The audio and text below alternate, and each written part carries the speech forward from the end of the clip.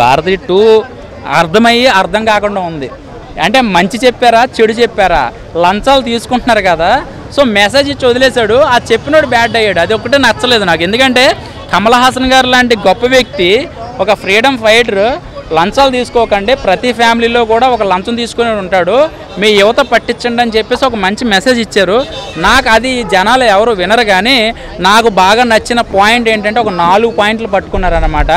ఈ ఇండియాలో ప్రతి స్టేట్లో కూడా ఏం జరుగుతుందంటే డాబా హోటల్లో కానీ రెస్టారెంట్లో కానీ ఫుడ్ వల్ల ఎంతమంది నష్టపోతున్నారు. ఆ ఫుడ్కి తీసుకెళ్ళిన బస్ డ్రైవర్ని, ఫుడ్ పెట్టినోడిని ఆడికి ఒక శిక్ష పడాలని చెప్పి చూపించారు. కొన్ని కోట్ల రూపాయలు డబ్బులు ఇచ్చి సీటు కొనుక్కునే డాక్టరు యూట్యూబ్లో వీడియో చూసి ఆపరేషన్ ఎలా చేయాలని చెప్పి మనుషులు చంపేయడం, దానివల్ల జరిగే అన్యాయాలు చూపించాడు. కొంతమంది పెద్ద పెద్ద ప్రముఖులు, గాలి జనార్దన్ రెడ్డి లాంటి పెద్ద పెద్ద ప్రముఖులు ఒక చిన్న స్థాయి నుంచి వచ్చి, అంటే ఒక జేసీపీ నడిపే ఒక డ్రైవర్ స్థాయి నుంచి వచ్చి కొన్ని కోట్ల రూపాయలు అండర్గ్రౌండ్లో ఎలా దాచాడు, ఆ అండర్గ్రౌండ్లో కమ్మోట్లు బంగారంతో ఎలా కట్టాడు, సెల్ ఫోన్ బంగారంతో పౌచులు ఎలా చేసుకున్నాడు, ఇవన్నీ క్లియర్ కట్గా చూపించి వాళ్ళ వ్యవస్థను ఎలా పడగొట్టాలి ఇప్పుడున్న సమాజం అనేది చూపించాడు. దీనికోసం ఎక్కువ మాట్లాడకుండా సినిమా చూసినప్పుడు కొంచెం మైండ్లో పెట్టుకుంటే చాలా నేను ఒకటే చెప్తా. ఎందుకంటే సినిమా ఎక్కువ సినిమా 3 గంటలు చూస్తేనే ఎవడో దేకట్లా, నేను చెప్పి 10 నిమిషాల మాటలు ఎవడో దేకడు. కాబట్టి సినిమా శంకర్ గారు డైరెక్షన్ కొంచెం తగ్గింది అనుకుంటున్నాను. ఎందుకంటే ఆయన మ్యాజిక్ వేరే ఉంటుంది, ఆయన క్రియేటివిటీగా ఆలోచించే థాట్స్ వేరే ఉంటాయి. సో సిద్ధార్థ్ గారి క్యారెక్టర్ బాగుంది, ఓకే పర్వాలే. విజువల్గా కొన్ని సీన్లు అయితే మాత్రం ఆ సాంగ్స్కి పెట్టే ఎఫెక్ట్ కానీ ఇవన్నీ కూడా బాగా నచ్చినాయి, బాగుంది. ఇంకా ఆయన ఫస్ట్ ఆ క్యారెక్టర్ మేకప్ అది కూడా కొంచెం చూడబుద్ధి అవ్వలేదు చెప్పాలంటే కనుక. లాస్ట్ సీన్లకి ఓకే, ఆయన యాక్షన్ సీన్లు కానీ కొన్ని ఫైట్ సీన్లు, మెట్రో సీన్లు ఇవన్నీ కూడా కొన్ని చూస్తే బాగుంటుంది, మీకు చూస్తే అర్థమవుతుంది. ఎవరు చెప్పారు ఓకే అంటే మరీ అంత కాదు, కానీ నువ్వు అన్నది కరెక్టే. కానీ సినిమా నేను చూశాను కాబట్టి చెప్తున్నా, ఓకే అంతే.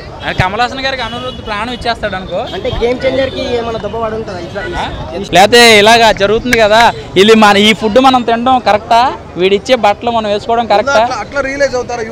ఇప్పుడు 99% లేరులేండి. అమ్మ తెత్తే బాగుంటారా, ఫ్లైట్లో తిరిగి ఎంజాయ్ చేద్దాం, గోవాకి వెళ్దాం, బ్యాంకాక్ వెళ్దాం, శుభ్రంగా మసాలాలు చేయించుకుందాం, లేకపోతే కమోడ్లు కూడా బంగారంతో తయారు చేయించుకుందాం, సెల్ ఫోన్లు బంగారంతో తయారు చేసుకుందాం, ఆ టైపులో ఉన్నారు.